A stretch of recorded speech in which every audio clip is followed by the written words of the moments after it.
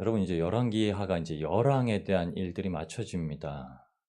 그 열왕기를 보면서 참 많은 왕을 보죠. 39명이라는 나 되는 이제 왕을 마주하게 되었습니다.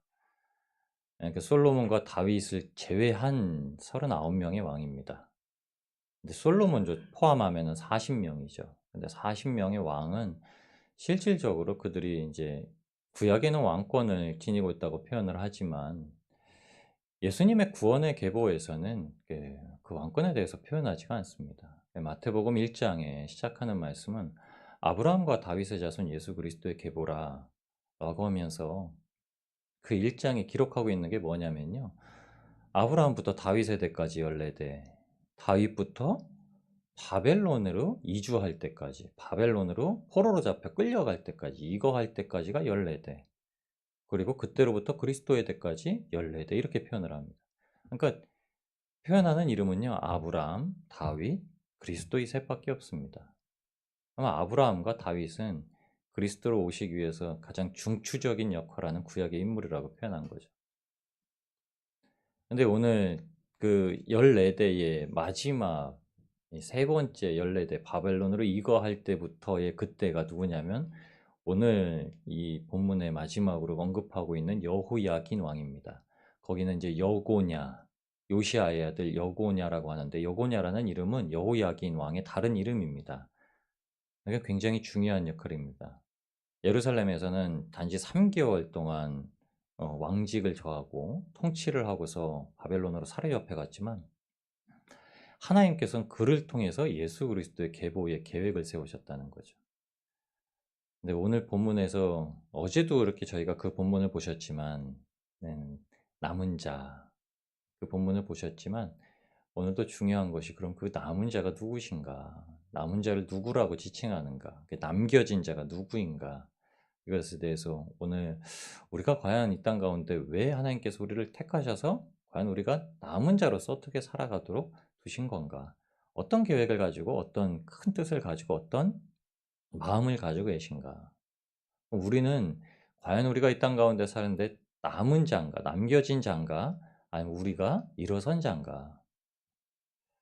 그 생각을 제가 묵상을 하면서 보니까 우리가 세상 가운데 잡을 게 아무것도 없다라는 거죠. 우린 남겨진 자입니다. 남겨진 거예요. 뽑혀진 자입니다. 오늘 본문 말씀에 11절, 12절 말씀에 이렇게 말씀을 전하고 있습니다. 성 중에 항복한 자들과 무리 중에 남은 자는 시위대장 느부사라단이 모두 사로잡아서 가고, 여기서 남은 자는요, 나머지란 뜻입니다. 나머지. 그러니까 다 침략해 들어와서 세상에 침략해 들어와 가지고 그 중에 미혹하지 못했던 자들까지도 다 미혹해서 사로잡아서 가버렸다는 거예요. 그리고 12절 말씀 이렇게 얘기해요. 시위대장이 느부사라단이 그 땅에 비천한 자를 남겨두어서, 이 비천한 자라는 말이 히브리어로는 달라, 달라는 말인데 마태복음 5장 3절에 심령이 가난하다라는 헬라어의 역어입니다. 그러니까 심령이 가난하다, 이게 비천한 자라는 거예요. 아주 아무것도 없는 자, 아무것도 빈털털이에요. 그 심령이 가난한 자는 산상수훈의 팔복의 말씀은요, 그 말씀은 일회성으로 주신 게 아닙니다. 심령이 한번 가난해서 주님 만나면은 천국이다 이게 아니라요, 날마다 심령이 가난하다는 거. 왜 우리에게 가난하다 그랬을까? 이 땅 가운데 우리가 붙잡을 소망이 없기 때문에 첫 번째는 가난하고요. 이 땅 가운데 우리가 굳이 그것을 붙잡고 살아가지 않는다. 나는 이 땅이 내 본향 땅이 아니다라는 것을 신앙생활의 기준으로 삼고 주님께서 계신 곳이 나의 본향집이라는 것을 두고 살아간다는 겁니다. 하나님께서 예루살렘 땅을 이제 본향이라고 아니라고 하신 거예요. 오늘 본문에 보셔 주시는 마지막 말씀이 뭐냐면요. 첫 번째는 하나님께서 거기 들어가 살라, 바벨론에 들어가 살라. 그럼에도 불구하고 애굽으로 끌어가려고 했던 이 느다니아의 행동이 이 그달리아와 느다니아의 모습 22절부터 26절까지의 본문으로 둔 겁니다. 절대 애굽으로 돌아가 살지 말고 바벨론에 가서 약속된 기간만큼만 잘 참으면서 살아라. 그러면 불러오시겠다. 근데 왜 언제 불러오시겠냐 하면 불러오시는 그 예루살렘은 이제 없습니다. 아무것도 없어요. 그냥 그곳에 있는 하나님을 섬기기 위해서 솔로몬 때 그렇게 화려하게 치장하게 만들었던 성전은 다 무너뜨립니다. 이 땅 가운데 우리가 육신으로 지니고 살아가는 신앙생활의 기준점을 하나님께서 다 무너뜨리시고 무엇만을 남겨두시냐면요. 어, 중심인 신앙만을 남겨두십니다. 저희는 다 알고 있습니다. 교회가 중요할까, 신앙이 중요할까. 저희는 신앙이라고 얘기를 해야 되죠. 교회가 핍박을 받고 교회가 무너지더라도 신앙이 무너지지 않으면 됩니다. 그게 공동체라고 우리가 얘기하죠. 우리가 그것을 뭐를 통해서 봤냐면요. 3년 동안의 코로나 기간을 통해서 봤습니다. 코로나 기간이 맞춰지고 제가 몇 번이나 언급을 드렸을 겁니다. 코로나 기간 동안 10,000개의 교회가 문을 닫았습니다. 그냥 교회라는 이름을 내렸습니다. 그러니까 사역자가 교회에 이제 사역을 안 해요. 그러니까 우리가 그걸 공동체라고 표현하지는 않습니다. 공동체가 없었던 거죠. 공동체가 없었던 겁니다. 공동체는 남겨졌기 때문에 절대 하나님 앞에서 떨어질 수가 없습니다. 그냥 그 교회라는 이름을 가지고 있었던 거죠. 그냥 회라는 이름을 가지고 있었던 겁니다. 그러니까 우리가 그것을 보면서 뭐냐? 그 안에서 신앙이 무너지지 않아야 되는데 그 신앙이 무너졌다고 이렇게 얘기합니다. 절대 신앙 무너지지 않습니다. 여러분 확고하게 아셔야 되는 건 하나님을 앙모하는 사람들의 마음은 절대 무너지지 않습니다. 신앙이 없었기 때문에 교회가 무너진 겁니다. 저와 여러분이 어느 상황에서도 신앙이 무너지지 않으면 하나님을 붙들고 살아갑니다. 근데 그 사람들을 누구라고 하면요. 22절에 얘기합니다. 유다 땅에 머물러 있던 백성은 곧 바벨론 왕 느부갓네살이 남긴 자라. 이들이 바로 12절에 보여줬던 비천한 자. 근데 여기서 남긴 자는요. 나머지라는 뜻이 아니라요. 여기는 이제 샤라라는 말을 썼는데 살아남은 자예요. 에스겔서 선지자를 통해서 하나님께서 포로 기간 중에도 마지막으로 이제 하나님께서 다시 회복시키실 거라는 약속의 말씀을 주실 때 뭐라고 하시냐면요. 유다, 이스라엘에게 너는 피투성이라도 살아라 이렇게 얘기합니다. 세상 가운데 치이고 베이고 맞고 무너지고 욕보여도 신앙으로 살아라. 악을 악으로 갚지 말고 선으로 악을 갚아라. 악인의 머리 위에 숯불을 쌓아두라. 이 말은요. 구약에만 인용된 말씀이 아니라요. 사도 바울이 친히 언급한 말입니다. 그리스도인들은 이 땅 가운데 살아남은 자입니다. 그러니까 우리가 열심히 해서 살아남은 거 아니에요. 세상은요. 열심히 해서 살아남아라. 스펙을 쌓아서 살아남아라. 어떻게 해서든 힘을 내서 살아남으라 이렇게 얘기해요. 우리 신앙인들이 그렇게 얘기할 수 있을까요? 여러분 믿음 굳건하게 붙들고 사십시오. 사십시오. 이렇게 저희가 얘기할 수 있을까요? 아니요. 저희는요. 비천한 자입니다. 그러니까 주님의 긍휼과 자비와 은혜가 없으면요. 우리의 힘과 능력으로는 절대 서서 신앙생활을 할 수 없는 존재들이죠. 예수님께서 우리를 붙들어 주셔야만, 성령님께서 우리의 길을 인도하여 주셔야만, 우리가 그 사랑을 알아야만 붙들고 살아갈 수 있는 겁니다. 그러니까 우리가 힘으로 하려다 보면요 넘어지더라고요. 힘으로 하려다 보면 넘어져요. 세상 가운데 방황하다가 힘들어하면 고꾸라지고 그럽니다. 근데 고꾸라질 때 날개쳐 오를 수 있는 힘을 얻게 하시는 하나님을 앙망할 수 있게 하시는 건요. 독수리가 제 새끼를 날개에 업어서 오리는 것처럼 주님께서 우리를 세우시는 거 한 가지 방법밖에 없습니다. 근데 그 일을 여호야긴에게 주신 겁니다. 그래서 여호야긴이 바벨론에 사로잡혀 갈 때부터 요시아의 아들 여고냐를 통해서 스알디엘을 통해서 스룹바벨을 통해서 다시 성전이 지어집니다. 그 성전은요 아주 초라한 성전이에요.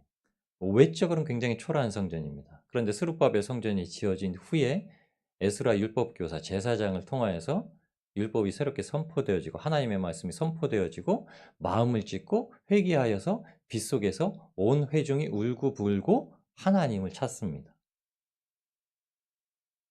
심령이 가난해져서 주님을 부르짖는 일이 거기서 생깁니다. 느헤미야가 성벽을 중수할 땐요. 한 손에는 쟁기를 들고 한 손에는 칼을 들고 경계하면서 오늘 본문 말씀처럼요. 농부가 된 겁니다. 느헤미야는요. 성을 짓는 자가 아니라요. 그 관할하던 총독이 아니라요. 성벽을 짓던 농부인 겁니다. 농부. 하나님께서 우리를 살려주셨기 때문에 우리가 이 땅 가운데 끊임없이 하는 일은요. 우리 마음밭을 가는 일과 두 번째는 갈아서 열매 맺는 일입니다. 우리 마음밭에서 30배, 60배, 100배의 열매가 우리 마음밭에서만 이루어지면 뭐합니까? 그 남은 자를 통해서 멀게 하셨죠. 살아남는다는 거, 이렇게 살려두셨다는 것이 무엇인지 세상 가운데 보여주신다는 거죠. 그러니까 세상 가운데서 열매를 맺는 거죠. 우리가 대단하기 때문에 우리의 어떤 모습을 통해서 사람들이 감화 교육을 받아서 열매 맺는 게 아닙니다. 그러니까 우리는요, 우리만 살아야 돼요. 우리를 살리셨다는 걸 알고 살아가는 겁니다. 그래서 누군가가 우리를 살리셨듯이 하나님께서 그렇게 살리신다라는 걸 깨닫게 되는 겁니다. 저 여러분들이 아무것도 할 수 없을 때 하나님께서 일하십니다. 그러니까 우리가 조금 무언가를 할 수 있다라고 여겨질 때 하나님께서 일하시지 않으시죠. 그러니까 우리가 그걸 여태까지 경험해 오고 아마 그거를 주님께 부름 받을 때까지 경험하게 될 겁니다. 그러니까 우리가 소망 가질 수 있는 건요. 이 땅 가운데서 여고냐처럼 여호야긴처럼만 잘 견디시면 됩니다. 여호야긴이 언제까지 견뎠냐면 사로잡혀 간 지 37년 동안 37년 동안 종살이합니다. 성경에서요. 가장 종살이 오래 한 사람이 여호야긴 같아요.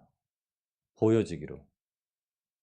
아니 다니엘은 가자마자 15세 넘어서 총리가 돼서 70년을 살았거든요.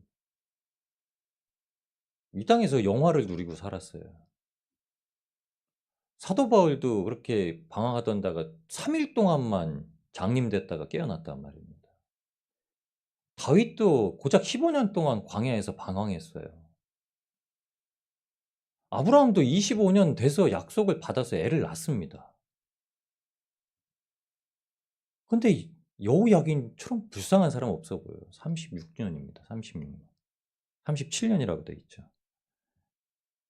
27절 말씀이에요. 유다의 왕 여호야긴이 사로잡혀 간 지 37년.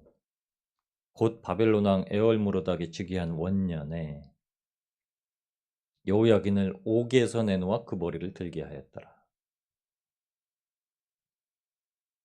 바벨론에 사로잡혀 갔던 장자 중에 가장 고난받았던 자가 바로 여호야긴입니다. 근데 왜 어떻게 이렇게 할 수 있었을까? 여호야긴이 이렇게 할 수 있었던 이유는 아마도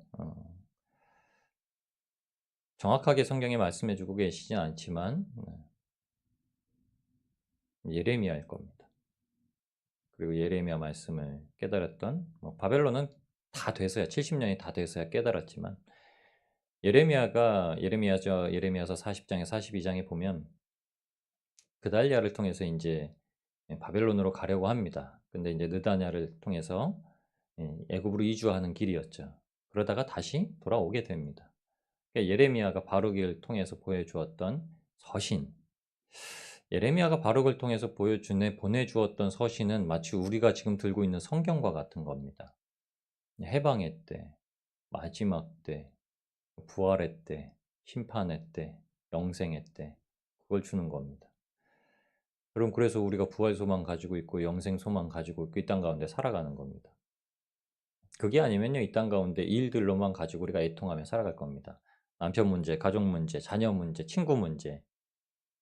근데 정작 중요한 걸 우리가 잃어버리고 살죠. 내 구원의 문제는 어디에 있는가? 내 구원을 위해서 내가 지금 붙들고 살아가는 말씀의 문제. 나를 구원하시기 위해서 지금도 이끄시는, 그 성취하시기 위해서 이끄시는 주님과 동행하는 문제, 기도하는 문제, 사랑하는 문제. 그건 어디에 있는가? 우리가 외적인 것에 신경 쓰다 보면요. 넘어져요. 내 것을 중심으로 삼지 아니하고 바깥의 것을 중심으로 삼다 보면 넘어져요. 그래서 세상 것을 버리고 하나님을 1순위로 세우고 가장 사랑하라고 말씀하십니다. 그러니까 하나님과의 가장 사랑하는 관계 가운데서 모든 게 이루어지는 거. 우리 너무 바쁠 때가 많죠. 너무 중요한 것보다 긴박한 걸 처리할 때가 많죠. 여러분 근데 옥에 갇혀 있어야 풀려난다는 생각을 합니다. 여호야긴 왕처럼요. 37년은 옥에 갇혀 있어야 풀려날 소망을 갖고 살아간다고 생각을 합니다. 근데 그때 계보가 흘러 넘치는 것처럼 여러분, 저와 여러분이 이 땅 가운데 아직도 얽매여 있는 겁니다. 아직도 육신 가운데 얽매여 있는 거예요. 아직도 육체의 열매 가운데 얽매여 있고 아직도 구원이 완성되지 못한 우리의 심령 가운데 얽매여 있는 겁니다. 심령이 날마다 가난해져야 되고 날마다 애통해야 되고 날마다 주님 앞에 눈물 흘려야 되고 그리고 우리는 날마다 또 고난을 당할 겁니다. 환난을 겪을 거고요. 우리가 이것을 알매도 불구하고 참 견디기 힘들고 매번 이겨넘기기 힘든 것들. 우리가 싸우려고 하니까 그런 것 같습니다. 오늘 이제 열왕기를 와를 마치면서 그냥 이렇게 얘기합니다. 여호야기는 후대에 2명의 왕이 세우기 전까지 바벨론으로 포로로 잡혀가서 첫 때죠. 다니엘이 잡혀갈 때랑 똑같습니다. 다니엘과 같이 잡혀가서 다니엘은 총리가 되고 왕의 직분으로서 잡혀갔던 여호야기는 옥에서 37년 동안 옥살이를 합니다. 이 땅 가운데 우리가 아직도 세상 가운데서 육체의 장막에 갇혀 있지만 그래도 오직 예수님만을 의지하여 살아가게 하십니다.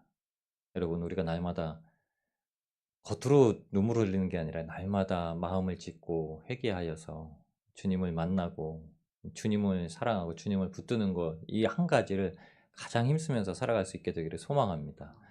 이거 잊지 말고 이거 잃어버리지 말고 하루하루를 우리가 살아내실 때 주님께서 눈물 흘리는 자의 눈물을 닦아주시고요. 애통하며 부르짖는 자의 간구를 들으시고 응답하여 주시는 줄 압니다. 오늘도 주님과 그 사랑을 교제하시면서 살아가시는 복된 저와 여러분이 되시길 우리를 구원하신 예수님의 이름으로 축원합니다.